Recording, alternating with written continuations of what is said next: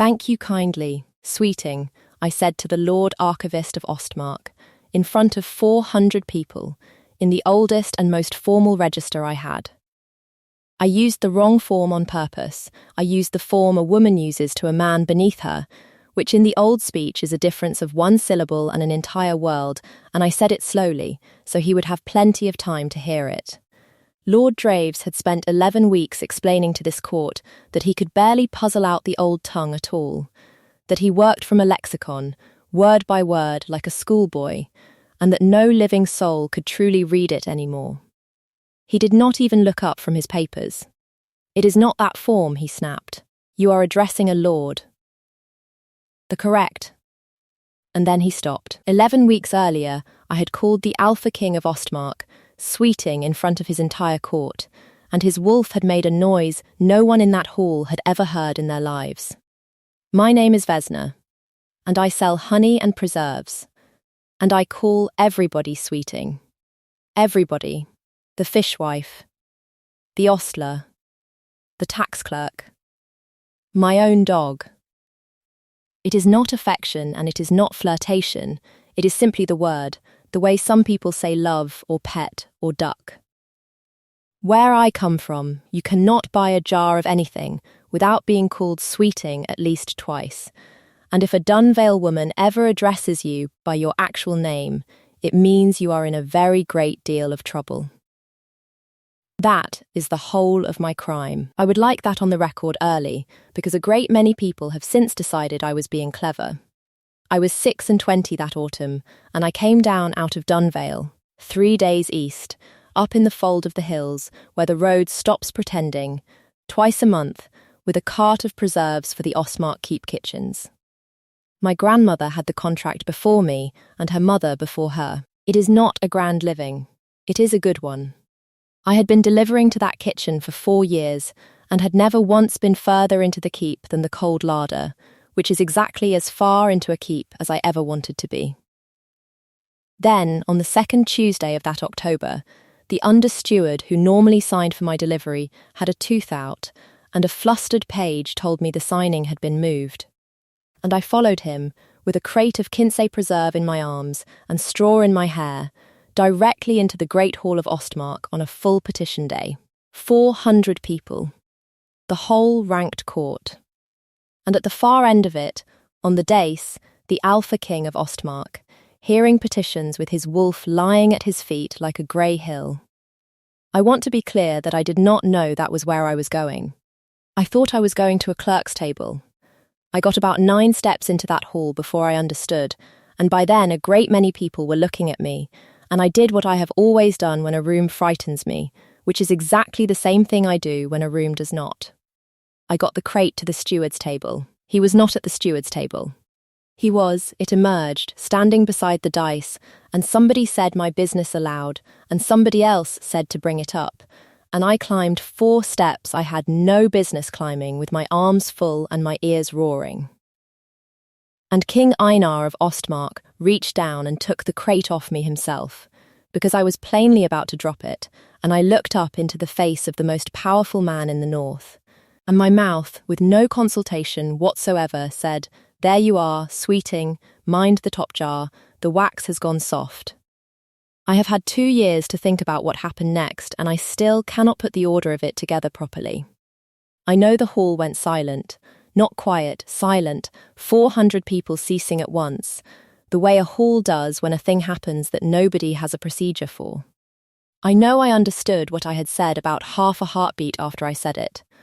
I know I considered, seriously and with real longing, simply lying down on the dais steps and dying there.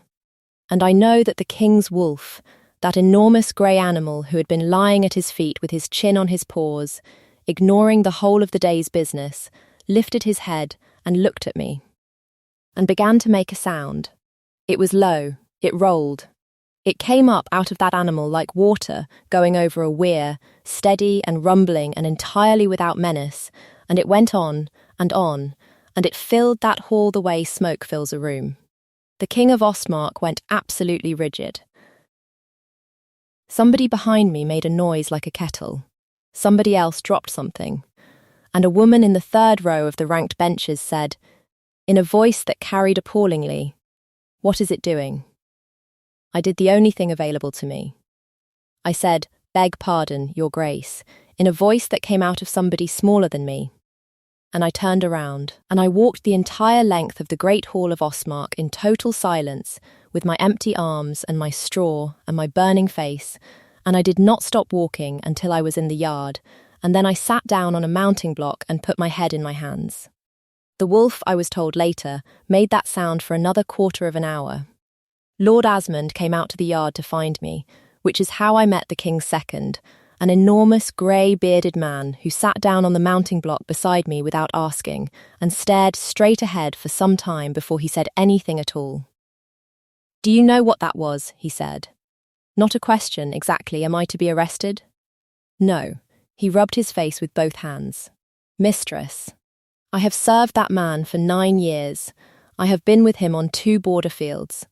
I have never heard that animal make a sound like that in my life, and neither has anybody else in that hall, and about 40 of them have known him since he was a boy." He looked at me sideways. "What did you say to him?" "I called him Sweeting." "Yes." A long pause. "Why?" "Because I call everybody Sweeting," I said, with what dignity I had left, "and because he had a crate in his arms and I have a mouth that outruns me. It's a Dunvale word. It's what my grandmother called the goats." Asmund did not say anything for a while. "You're going to want to sit somewhere quiet," he said eventually, "because I do not think you have understood the size of it yet. And I am about to make it worse. Here is what I had not understood, and what nobody in Dunvale has ever understood, and what I had to have explained to me twice on a mounting block by a man who looked increasingly like he wished he were elsewhere. The court of Ostmark speaks the modern tongue. Everyone does. It came in 400 years ago, and it pushed the old pack speech out of the halls and the writs, and eventually out of ordinary mouths, until the old tongue survived only in the archive, and in a handful of right words nobody could translate anymore. But languages do not die everywhere at once. They die at the centre first. Out in the folds of the hills, where the road stops pretending, the old forms hang about for centuries in the mouths of grandmothers, worn smooth, meaning almost nothing, used for goats. Sweeting is one of them. In the modern tongue, it is nothing at all, a fond noise, a word for children and animals, if anybody at court had used it, which they did not. In the old pack speech, it is the formal address of a Luna to her alpha, not a pet name, a right word. The word spoken in the claiming, in the second half of the old ceremony, by a woman formally acknowledging her bond before witnesses. And it had survived, unaltered, in Dunvale Valley, as the thing my grandmother called the goats. So when I said, "You stood on the dais of the Great Hall of Ostmark, on a full petition day," said Asmund, and formally addressed the Alpha King in the right form, in the old speech, in front of the entire ranked court, and told him to mind the top jar. I put my head back in my hands. "And the wolf?" "The wolf," Asmund said heavily, heard the right word. "The wolf does not care about your grandmother's goats, mistress." The wolf heard the second half of a claiming spoken by a woman standing over him, and it answered, and I have got 400 witnesses to it, and by tomorrow morning so will every house in this territory. I did not go back the next month. I want to be honest about that. I sent my cousin with the cart, and I stayed in Dunvale, and I told myself the whole thing would blow over, in the way one tells oneself things. It did not blow over. It got considerably worse, and it got worse because of the wolf. And the wolf, I have since concluded, has never been sorry about any of it. King Einar came to Dunvale himself. Not with a column, with Asmund and 4 riders. Up a road that stops pretending, to a valley of about 200 people who had never seen a crown in their lives, and he found me in my own yard with my sleeves rolled up and 40 jars in front of me, and he stood at my gate with the expression of a man who has rehearsed something and lost it somewhere on the last mile. "I need to apologise to you," he said. "You need to apologise to me. You have not come back to the keep in a month, and my steward tells me you sent a cousin, and I am aware that is because of a thing that happened in my hall that you did not do on purpose and could not have known about. He was standing very straight, which I would learn was what that man did instead of fidgeting. I have spent 4 weeks unable to walk into my own great hall without 400 people looking at me. I cannot imagine what it has been for you. I have come to say that no one at Ostmark will trouble you about it, and that your contract stands, and that I am sorry. And behind him, his wolf, who had padded up my path uninvited and was at that moment being investigated with enormous suspicion by my dog, sat down in the middle of my yard, looked directly at me, and started that sound up again. Einar shut his eyes. He does that now, he said. Constantly, mistress, I need you to understand, that animal has one mood and it is forbearance. He has never made that noise. Not for me, not for my mother, not when we won at Farrow Ford. He made it for the first time on a Tuesday because a woman with straw in her hair told him to mind the wax. And now he does it whenever your name comes up in a room, and it has come up in every room I have been in for a month, and I have had to leave 2 council sessions. 2? The second one was during the grain report, said the King of Ostmark, with real feeling. Asmund has begun writing them down. There is a list. I want to tell you that I was mortified.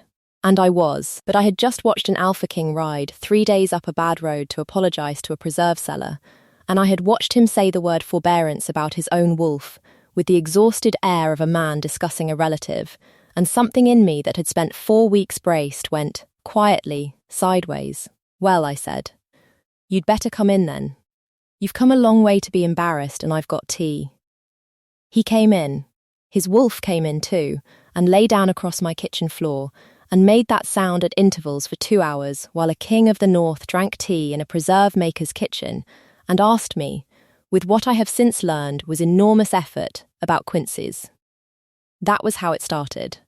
I want that understood, because the version the territory tells has a great deal more romance in it and considerably fewer quinces. He came back. Not often, a king cannot ride 3 days up a bad road whenever he likes, and he was scrupulous about it in a way I found almost annoying, always with Asmund, always in daylight, never once staying past dusk. But he came, and I went back to delivering, and by the 6th week we had arrived at something I did not have a name for, and did not examine, in which a man who had been raised to be looked at, and a woman who had been raised to be useful sat in kitchens and talked about absolutely nothing of importance, while an enormous wolf rumbled at us like a kettle on a hob. He was not what the stories said. That is the thing I found hardest. Einar of Ostmark had a reputation for coldness that I have since worked out was simply a man who had never in his life been spoken to first. Nobody starts a conversation with an Alpha King. He had gone 9 years without anyone saying an ordinary thing to him unprompted, and it turned out that under all that ice was a man who wanted, with an intensity that was frankly alarming once you noticed it, to be told about quinces.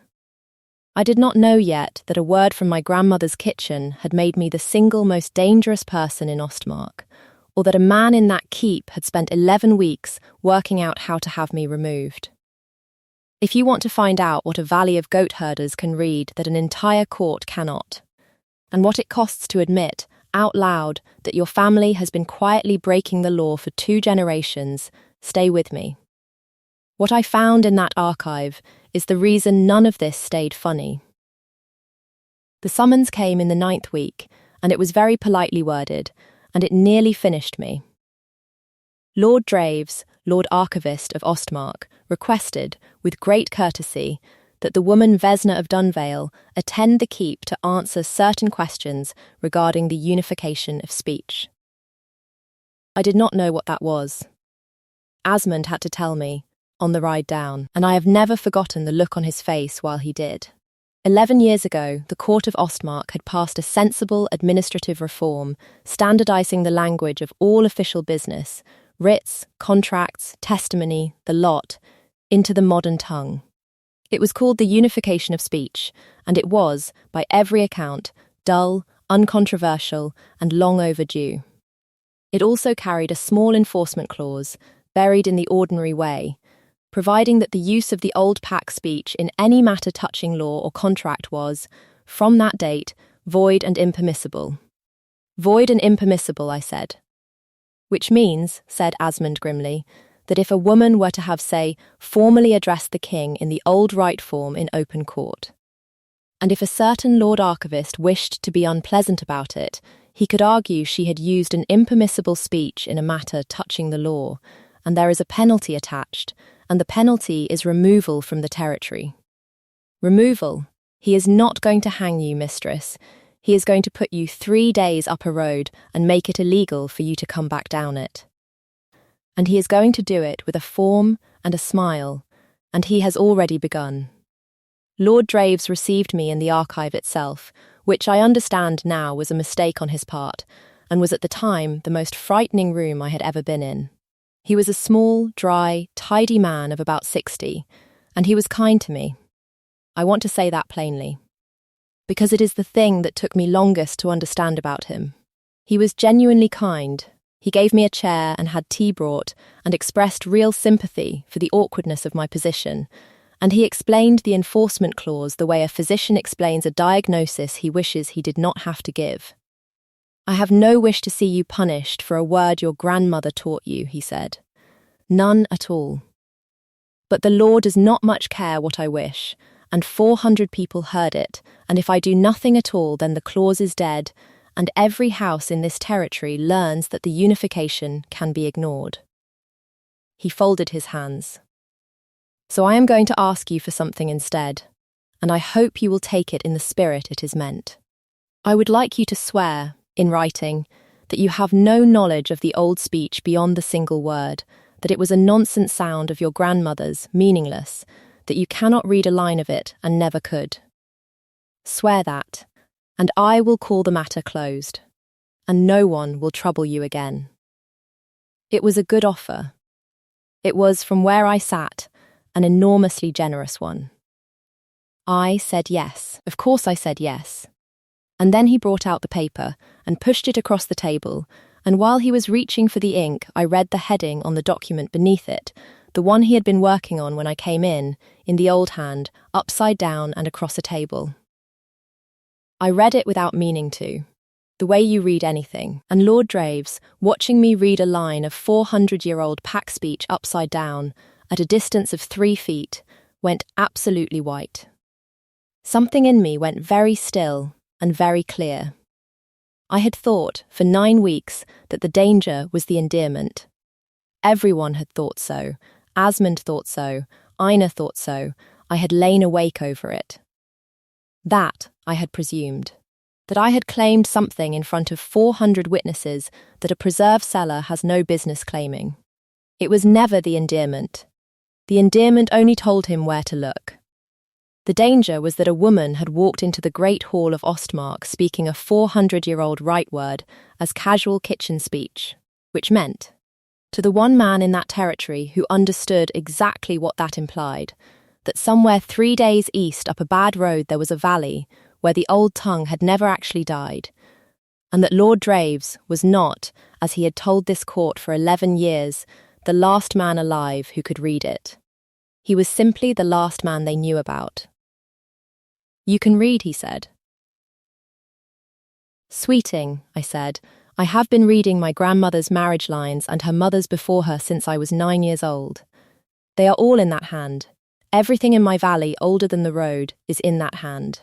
I looked at the paper he had pushed across the table, and then at his face. You want me to swear I can't. I did not sign it. I want the record to show that I very nearly did, and that what stopped me was not courage but pure obstinacy, which in my family are frequently mistaken for one another. Asmund got me out of that keep within the hour, and Ina got me into the archive at midnight, which I gather broke about 9 separate rules, and the 3 of us spent that night reading the founding compact of Ostmark in the original. I could not read all of it. I want to be honest about the shape of what I could do. I am not a scholar. I have no lexicon. I know the old speech the way you know a song your grandmother sang, whole in places, guessing in others, certain about the parts that got used. The parts that got used were about land. Because a valley like Dunvale does not keep an old tongue alive out of sentiment. It keeps it alive because the deeds are in it. Because every marriage line and boundary stone and water right in that fold of the hills was written 400 years ago in the old hand, and every generation since has had to be able to read them, and my grandmother taught me the way her mother taught her, in a kitchen for a purpose. And the founding compact of Ostmark had 11 clauses about the hill valleys, and I could read every one of them, because they were about exactly the things my grandmother had made me learn. Water, commons, exemption from the winter levy in any year the road above the fold was closed by snow. I had never once heard of that exemption. Dunvale had paid the winter levy every year of my life. Every year of my mother's life. My grandmother remembered her own mother arguing about it and being told by a clerk from Ostmark with a document she could not read that the exemption had lapsed. There were 11 clauses. I checked all 11 against the modern register that Draves had certified, in his own hand, as a faithful translation. 4 of them were faithful. 7 were not. Not clumsily. Beautifully, the work of a man who understood exactly how much a single conditional can be made to carry, and who had spent 11 years quietly moving the rights of 11 hill valleys into the hands of houses that could pay for them. One certified translation at a time, protected by the perfect and unbreakable fact that no one who could contradict him could read. And 11 years ago he had passed a sensible, dull, uncontroversial reform, making the old speech void in any matter touching law, which meant that even if some grandmother in some valley had produced her marriage lines and said, but it says here, the paper in her hand was legally noise. He had not simply lied. He had made the truth impermissible first, and then lied. Einar did not say anything for a long time. He was standing over the modern register with his hands flat on the table, and I watched a man work out that he had signed every one of those certifications himself, personally, for 9 years, in the ordinary way, trusting the only man who could read them. I have been the instrument, he said. You've been a man who couldn't read, I said. That's different. He made certain of it. That was the whole point of the reform. You can't check a translation in a language your court is forbidden to use. Draves moved before we did, because Draves had 11 years of practice and we had 1 night. He filed the enforcement action the next morning, properly, publicly, on the unification clause against the woman Vesna of Dunvale, for the impermissible use of old speech in open court in a matter touching the law. And he added, with real regret, a second petition, that the valley of Dunvale be surveyed for further unlawful retention of the old tongue, since it appeared that a whole community might be in breach. That was the move that nearly beat us. Not the threat to me, the threat to them. 200 people who had done nothing but teach their daughters to read their own deeds, and a Lord Archivist offering, in the same breath, to let the whole matter drop if the woman would simply swear the paper he had already written. I went to Dunvale to tell them myself. I owed them that.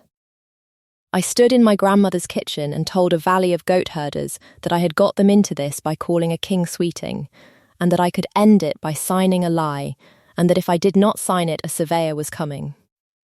My grandmother was 81. She had taught me the old hand at 9, and had not, in 70 years, ever once said the words the law without spitting afterward. Read me the water clause, she said. I read it to her. The true one. She listened all the way through with her eyes shut, and then she said, my mother argued that clause with a clerk in this kitchen, and he told her it had lapsed, and she could not read it, and she believed him, and she cried about it after he had gone. She opened her eyes. You will not sign anything, sweeting. You will go down that road, and you will read it out loud. The hearing was full, because the whole territory had spent 11 weeks talking about the preserve cellar and the wolf, and had no intention of missing this. Draves opened it beautifully. He was sorrowful throughout, he did not want this, he had offered mercy.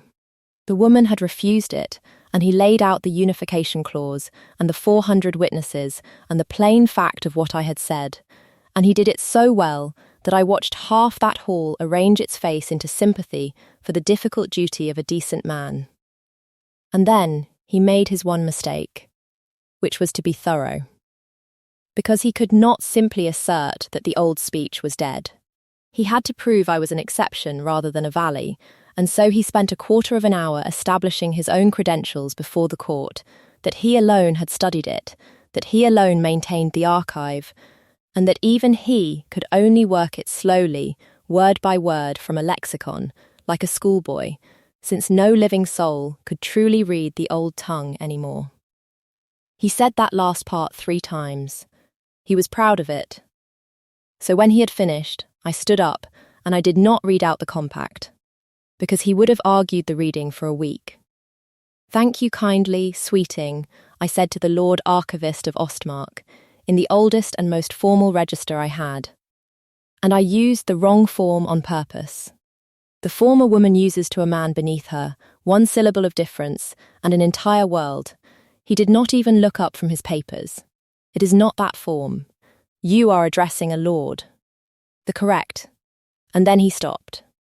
400 people had just watched a man who could only puzzle out the old tongue, word by word, from a lexicon pass a formal register in real time, at speed, without looking up, and begin to correct the grammar of it out of nothing but the reflex of a pedant who cannot bear to hear a case form misused in his hearing.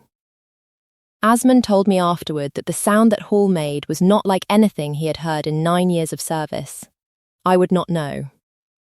I was watching Draves's hands, which had gone completely still on his papers, and which is how I knew he understood before anyone else in that room did. "That is a translator's reflex," said King Einar of Ostmark, into the silence, "and I have been signing your translations for 9 years. Bring me the compact. The original. And bring me somebody who can read it." They brought me. That is the joke of it, and it is the only part of that day I have ever been able to enjoy, the court of Ostmark, having spent 11 weeks appalled by a preserve seller, sent for the preserve seller. I read the water clause first, because of my grandmother. The reckoning took 11 months, and it was not clean, and I will not pretend it was. Draves never confessed. There was, in the end, no single admissible crime. A translation is a matter of judgment, and a judgment is not a forgery, and he argued to the very last that 7 divergences across 9 years were the honest variation of a difficult text. What finished him was not the clauses but the money, 11 years of quiet gratitudes from the houses that had gained, which do leave a trail, and which took a clerk with no particular imagination 4 months to follow. The 7 clauses were restored. The exemption was found to have never lapsed at all, and the winter levies of 11 hill valleys were repaid, 61 years of them, in Dunvale's case, which is a sum I still cannot say out loud in front of my grandmother without her having to sit down. And here is the cost. Because there was one. Dunvale is not private anymore. That is what I traded, and I did not fully understand I was trading it. We were a valley 3 days up a road that stops pretending, and now we are the valley that could read, and there are scholars in it. Actual scholars, with notebooks, who come up that road to write down the way my grandmother says her vowels. 2 lexicons have been published. A man from the southern schools spent a whole summer in my kitchen and ate a truly heroic quantity of my preserves and got the water word wrong in his book anyway. They are not unkind, and I know precisely how much good it has done.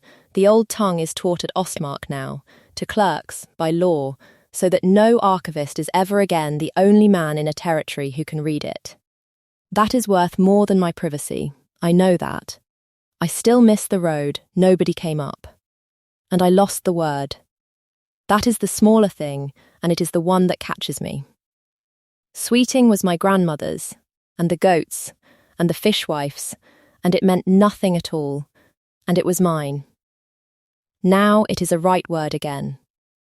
It is in the ceremonies. Ranked women say it to each other at court with enormous significance, entirely wrongly, and every single time somebody says it to me in that reverent voice I want to explain that it is what you call a goat.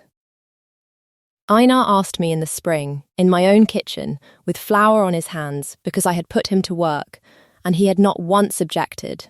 I have thought about how to do this, he said, and every version had a hall in it, and I have concluded that a hall is the last thing either of us needs. He looked at me straight, which is a thing that man does when he is frightened. Your contract stands whatever you say to me. The clauses are restored whatever you say to me. The valley cannot be touched, by me or anyone after me, whatever you say to me. I have made certain of all of that first, on purpose, so that there is nothing left in the world for you to be answering except the question. And the question? You called me sweeting by accident, said the King of Ostmark, and it turned out to be the truest thing anyone has said to me in 9 years, and I would like the rest of my life to be spent with the woman who says the true thing before she has had time to consider whether she ought to. I kissed him first, in a kitchen, with flour on both of us. It was brief, and it was warm, and it settled something in me that had been braced since I was 9 years old, and learned that the words in my grandmother's hand were the only thing standing between our valley and a clerk with a document. 2 years on, I still make preserves. This is non-negotiable, and there was an argument about it, and I won.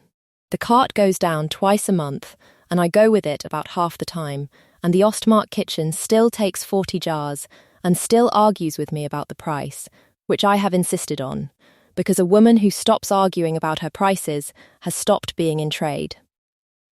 My grandmother is 83 and has been made, over her own extremely loud objection, the keeper of the old speech at Ostmark, which is a post that did not exist and which was invented specifically so that no clerk with a document could ever again tell a woman in a kitchen that her clause had lapsed. She refuses to move down from the valley. They send the clerks up to her. She makes them take their boots off. And Einar's wolf has never stopped. 2 years, and that animal still makes that sound the moment I come into a room, in council, at state dinners, in front of ambassadors, and Asmund's list has become a bound volume that he presented to me at the wedding with a completely straight face and has continued to update since. Einar has given up entirely. He told me once, with enormous dignity, that a king must accept there are things in his household he does not command. And then his own wolf started up in the middle of the sentence, and he had to stop and put his face in his hands, and I have never let him forget it. I still wonder about Draves, honestly, more than the houses that paid him. They wanted water and commons and bought a man who could give them, and there is no mystery there.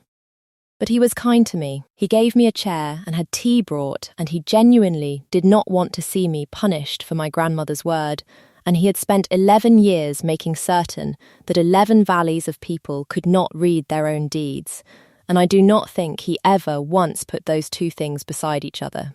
Tell me in the comments what you think a man like that says to himself. I have decided he simply never let the two halves into the same room, and I would like to know whether you think that is possible, or whether he knew the whole time and was only ever kind because it cost him nothing. Comment sweeting if you want to hear what Einar's wolf did the first time my grandmother came down to Ostmark and called him sweeting, in the correct form, in front of the entire council. And if you want more nights like this one, a king who had gone 9 years without anybody speaking to him first, a valley that kept a language alive because the deeds were in it, and a wolf with no dignity whatsoever, stay close. There is more of Ostmark left to tell. Where are you listening from tonight? I would love to know.